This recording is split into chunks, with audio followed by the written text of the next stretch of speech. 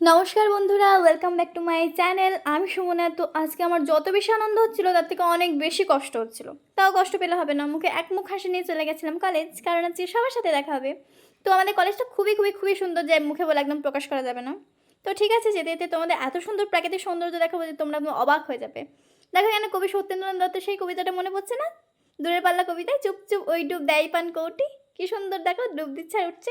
তো দেখতে দেখতে সবুজে ঘেরা কলেজে আমরা পৌঁছে গেলাম। তো খুবই রোদ ছিল, আর দেখো ন্যাকের পর কলেজটা এত সুন্দর রং করে দিয়েছে যে কি বলবো। আমরা যেখান থেকে বেরিয়ে আসি সেখানেই শুধু উন্নত আর উন্নত, কেন কি জানি। আর এইগুলো স্যার আমাদের বলেছিল বিভাগের লাইব্রেরিতে জমা দিতে, এই বইগুলো এগুলো সব আমাদের নিজের নিজের বই। তো মেহরুন এই কটা দিয়েছিল, আর আমি দিয়েছিলাম বঙ্কিমচন্দ্র চট্টোপাধ্যায় দুর্গেশ নন্দিনী বইটা। তো রেজাল্ট নিয়ে বাড়ি চলে আসছি, কিন্তু বাড়ি তো এলে হবে না, তো আগে ফুচকা মাস্ট। তো এখানে সবাই দেখো একটু ক্যাত মেরে নিল। তো আগে জল ফুচকার পর স্পেশাল ফুচকা তো আরোই মাস্ট। তো বাড়ি এসে ভাত তো খেতেই হবে, তো ভাত খেয়ে নিচ্ছি আমরা। তো আজকের মতো টাটা।